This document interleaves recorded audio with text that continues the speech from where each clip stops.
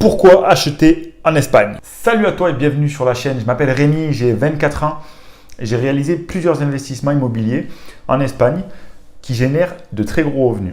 Le dernier m'a coûté 14 800 euros et j'ai déjà fait plus de 4 500 euros en 3 mois entièrement passifs. Donc simplement dans cette vidéo, il y en a beaucoup qui m'ont posé la question de leur donner 2-3 petits conseils et 2-3 arguments pour leur faire sauter leurs croyances limitantes pour leur investissement en Espagne. Donc je me suis fait une petite fiche récapitulative que je m'étais déjà fait à l'époque et je vais te citer simplement pourquoi tu devrais investir en Espagne maintenant en 2018 et dans quelques mois en 2019. Alors d'abord, il y a eu plus de 82 millions de touristes en 2017 en Espagne, source lepoint.fr.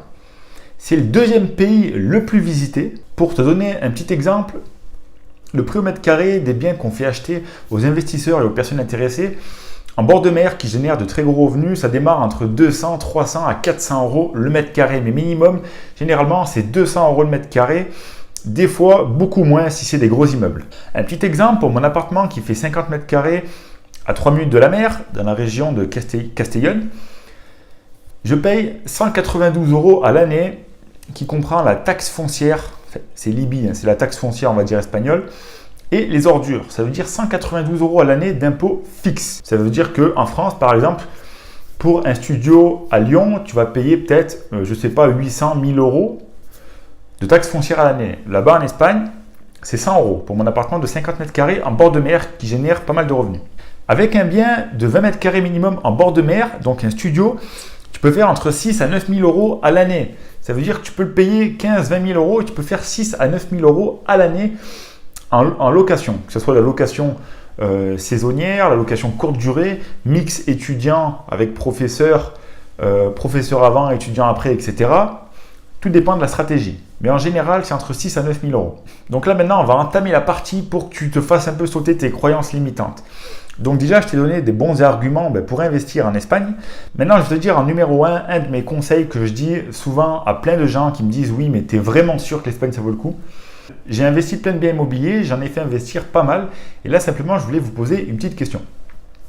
Est-ce que vous ne voyez pas dans votre entourage des gens qui travaillent, qui font des heures sup, qui augmentent leur temps de travail, qui trouvent un petit job à côté ou qui mangent moins, par exemple, toute l'année, qui font des économies pour aller en vacances, pour se lâcher pendant les vacances? Par exemple, je m'explique, une personne qui se dit « Bon, pour les vacances cet été, il y a 5 semaines, on va dire il y a 4 semaines cet été, il me faut 1500 euros. » Donc, soit elle va mettre 150 euros de côté tous les mois jusqu'à l'été, ou alors elle va faire des heures sup pour ne pas changer son train de vie. Elle va garder son train de vie et elle va mettre tous les mois de côté en faisant des heures sup, etc. Ça veut dire qu'elle va se tuer à la tâche encore plus pour faire des heures sup pour avoir de l'argent. Je ne critique pas, je le faisais quand j'étais jeune, mes parents l'ont fait, beaucoup de gens de ma famille le font, etc.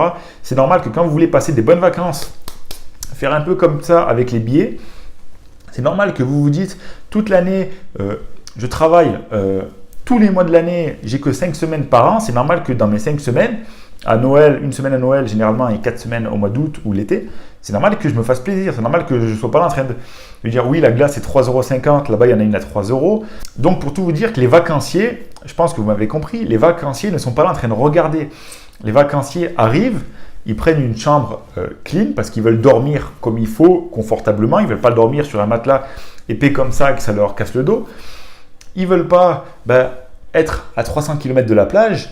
Ils ont certaines envies, les vacanciers. Ça veut dire qu'ils vont vouloir dormir. Et est-ce que vous pensez que sur les 85 millions, comme je l'ai dit, de touristes en 2017 en Espagne, vous croyez que les gens dorment où? Vous croyez qu'il y a 85 millions de personnes qui viennent en Espagne, 82, et ils se disent « Bon, c'est pas grave, on va dormir dans une tente, on va dormir sous un pont, on va trouver la location après. » Moi, là, pour tout vous dire, sur mon appart, c'est le dernier investissement que j'ai fait, j'ai déjà des locations, on est au mois d'octobre, j'ai déjà des locations pour le mois d'août. Ça veut dire que les gens prévoient à l'avance. Donc c'est quelque chose de phénoménal. Après, j'avais une deuxième chose à vous parler, c'était simplement, est-ce que quand vous êtes allé en vacances, moi je me souviens, je vais partir sur mon exemple, vous allez mieux comprendre, 14-15 ans, j'allais en vacances en Espagne, vers la frontière à Roses, et à chaque fois, je ne sais pas si vous connaissez, il y a des lignes droites et il y a des ronds-points. Et des fois, c'était tellement rempli de monde, noir de monde, que ces lignes droites étaient bouchonnées. Il y avait des ronds-points, des lignes droites, il y avait les bouchons. On mettait 20 minutes à partir du premier rond-point là-bas à aller en ville. Ça Ça veut dire que c'était compliqué, il y avait des barrages de police, etc. Les parkings, là maintenant je suis sur Peñíscola, mais les parkings, quand vous voyez les parkings, vous arrivez, vous êtes en vacances, vous voulez aller vous garer pour aller à la plage toute la journée, déjà le prix du parking c'est comme ça. Donc petite parenthèse, toujours avoir un bien avec un parking ou une place de parking ou un garage. Mais les parkings, c'est complet. Vous arrivez, vous vous dites, même si je paye 15 €, c'est bon, je passe une bonne journée à la plage. Vous ne pouvez pas parce que les parkings sont complets. Les restaurants, vous faites la queue, ça veut dire que les gars, ils viennent, vous êtes en train de finir votre glace, le gars, il est là en train de vous regarder, il se dit vite qu'il parte, comme ça, je lui prends sa place. Donc tout ça pour dire que, ce deuxième exemple, est-ce que vous vous êtes déjà rendu compte de ça quand vous allez en vacances, par exemple en Espagne, je ne sais pas, un peu au bord de la mer, etc. Tout ce monde qu'il y avait. Est-ce que vous avez déjà rendu compte des bouchons, des places de parking pleines, aucune place, vous tournez pendant 100 ans en ville pour trouver une place, au restaurant il n'y a jamais de place, ou alors il faut arriver à 18 h pour manger, etc. Donc ces deux exemples, c'était simplement pour vous dire, les vacanciers ont besoin d'un toit pour dormir, et regardez bien la prochaine fois que vous allez en vacances, si vous n'avez toujours pas investi d'ici là, le monde qu'il y a, et vous verrez directement, oui c'est vrai, finalement ça vaut le coup. Dans la dernière partie de cette vidéo, j'aimerais bien parler d'un conseil que j'ai entendu il n'y a pas longtemps de Jean-Luc Monteagudo sur la chaîne d'ID Marketing, j'espère qu'il ne m'en voudra pas. Il disait que son ami lui avait dit que pour être riche ou simplement pour être vraiment bien financièrement, il fallait apporter un maximum de valeur aux gens.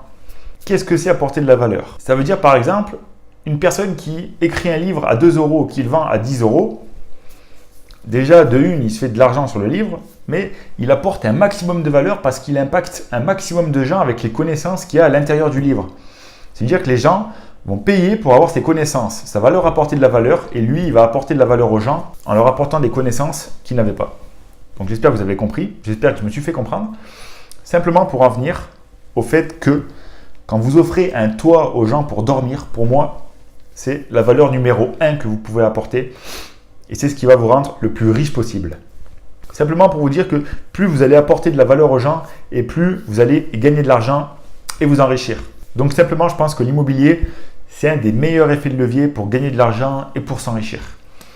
Et l'Espagne encore plus, pourquoi? Parce que vous achetez des biens vraiment pas chers et vous rentabilisez beaucoup. Est-ce qu'en France, vous avez déjà vu qu'avec 14 800 €, vous faites 6 à 9 000 € de revenus? Le prix de mon appartement, c'est le prix d'un garage en France. Est-ce que vous croyez qu'avec un garage en France, vous allez avoir une moyenne de 700 € par mois de revenus, de rentrée? Non. Voilà, on arrive à la fin de cette vidéo. C'était simplement vous donner des petits conseils. Pourquoi investir en Espagne? Au moins, vous savez à peu près le nombre de touristes, que c'est le deuxième pays le plus visité, etc. Vous savez aussi qu'en investissant en Espagne, vous investissez vraiment pas cher, vous gagnez beaucoup d'argent et vous apportez un maximum de valeur aux gens. Si vous êtes intéressé par l'investissement espagnol, je vous invite à cliquer sur le lien qui est dans la description. Vous allez découvrir un livre au format PDF sur Internet qui décrit mon parcours de A à Z, comment j'ai fait pour acheter mon appartement en Espagne, faire acheter mes parents, comment on fait pour faire de gros bénéfices grâce à l'Espagne. Une fois que vous aurez lu ce livre, vous allez avoir 2 à 3 vidéos que vous allez recevoir par email qui vont vous expliquer qu'est-ce que c'est de devenir investisseur, pourquoi il faut devenir investisseur, comment vous pouvez devenir investisseur en étant étudiant, en étant au chômage, même sans travail. Vous allez savoir tout ça. Après, ceux qui sont déjà investisseurs et qui savent un petit peu le potentiel d'investir en France, imaginez ce que vous pouvez faire en Espagne. Imaginez avec un crédit de 150 € par mois ce que vous pouvez faire en Espagne. C'est extraordinaire. Donc pour ceux qui sont déjà investisseurs, je vous invite à aller dans la rubrique programme ou dans les liens qui sont dans la description.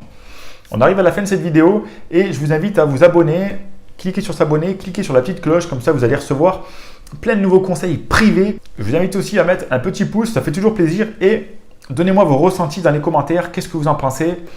Si vous avez encore des freins pour investir en Espagne et qu'est-ce que vous pensez de tous mes conseils? Je vous dis à très vite et n'oubliez pas de développer votre esprit investisseur.